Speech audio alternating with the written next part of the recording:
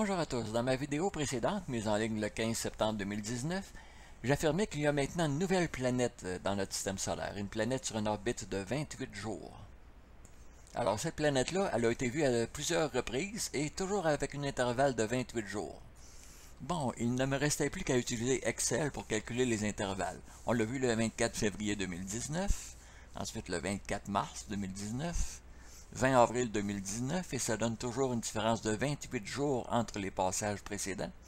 Ensuite le 18 mai, le 15 juin, 31 juillet, ensuite le 13 août, le 11 septembre, et il fallait s'attendre à la voir le 9 octobre. Et dans la barre de titre, c'est écrit « Estimation des dates où on reverra la planète Baby ». Ben, c'est le nom que j'ai donné à cette planète-là, étant donné que c'est le bébé du système solaire. Je vais vous faire jouer un petit extrait vidéo de la première fois que je parle de cette planète-là. Alors, voici l'extrait. Bon, voilà, alors c'est tout en ce qui concerne cette vidéo. Il ne nous reste plus qu'à attendre quelques semaines et quelques mois pour voir si l'objet va repasser à un intervalle régulier de 28 jours, oui ou non.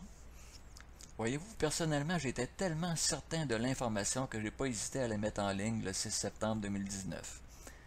Alors, même chose pour Scott Siwan et les autres, ils sont tellement convaincus qu'ils en ont parlé sur Internet, sur YouTube et sur leur blog. Donc, résumons-nous. À la NASA, ils savent tout à fait ce qui se passe, les autorités savent ce qui se passe aussi, sauf qu'ils vont nous le cacher. Jamais qu'ils vont en parler. Par contre, des youtubeurs comme Scott Siwan, Blue Kool-Aid, etc. vont continuer de donner l'information. Et moi, je me propose de continuer à donner l'information périodiquement quand on va voir cet objet. Une autre vidéo, alors ici c'est Blue Kool-Aid qui nous montre une image sphérique de l'objet. On le voit à la gauche du soleil. On voit aussi Scott Siwan qui nous montre, ben, c'est la même image, on voit très bien à la gauche du soleil qu'il y a un objet sphérique. C'est en date du 10 octobre.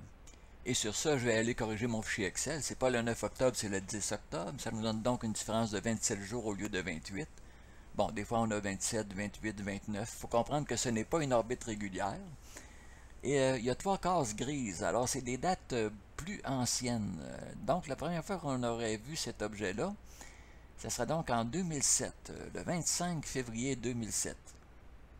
Bon, maintenant, pourquoi on ne voit jamais de transit de cette planète-là? On est habitué de voir des transits de Mercure et de Vénus. Pourquoi qu'on ne voit pas de transit? En fait, il y en a eu au moins un, et c'est Claudia Albers qui rapporte ça. Alors, on voit une énorme planète qui passe devant le Soleil, justement le 25 février 2007. Maintenant, il faut que je vous mentionne une vidéo de Ace the Lamb, mise en ligne le 4 octobre 2019. Alors, voici un extrait de cette vidéo. Donc, l'information donnée ici correspond aux prophéties bibliques, et non seulement cela, mais il y a une autre information donnée qui est extrêmement renversante. Quand j'ai vu ça, j'étais vraiment renversé. Il dit, Poutine nous dit que le Nibiru ne va pas toujours mettre en danger la civilisation pour plusieurs années dans l'avenir. Il dit, sans expliquer pourquoi, il mentionne que Nibiru est actuellement prise dans une orbite alentour du Soleil et que, par conséquent, elle ne pourra pas atteindre sa périgée, selon des dates qui avaient été projetées au départ. Wow! Écoutez. Et voilà, c'est toujours très intéressant les vidéos de Ace the Lamb parce qu'il prend l'actualité et il compare avec les textes bibliques. Et puis il prend aussi des données de Stellarium pour comparer les dates, etc. Alors c'est une source d'information très intéressante, même pour ceux qui ne s'intéressent pas vraiment à la religion. Bon, alors pourquoi les pays de l'OTAN comme France, Canada, États-Unis, etc., pourquoi est-ce qu'ils dissimulent l'information? Et pourquoi d'autres pays donnent l'information? Bon, ben, c'est obscur tout ça. Peut-être tout simplement que certains pays ne veulent pas causer une panique parmi la population, tandis que d'autres pays comme la Russie, ben, ils donnent l'information. Pourtant, il n'y a personne qui panique par là-bas. J'en profite pour mentionner la nouvelle vidéo de Ace the Lamb, mise en ligne le 11 octobre. Ça s'appelle Libra le Destructeur, une vidéo qui dure un petit peu plus d'une heure, mais absolument intéressant. Alors j'ai mis le lien dans la section description qui accompagne la vidéo.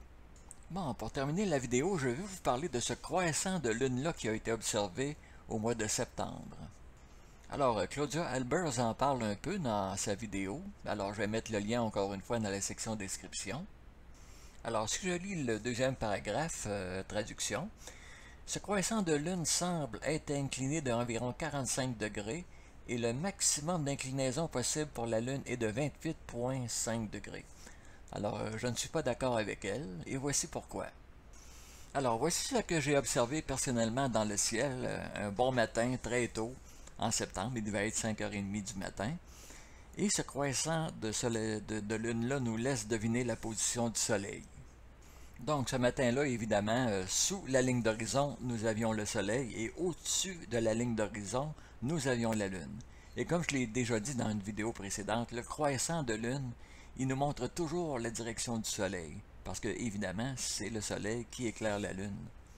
Je vais vous faire entendre une toute petite extrait de la vidéo de Claudia Albers. Hello, ladies and gentlemen. I am Dr. Claudia Albers, Planet X Research and Professional Physicist.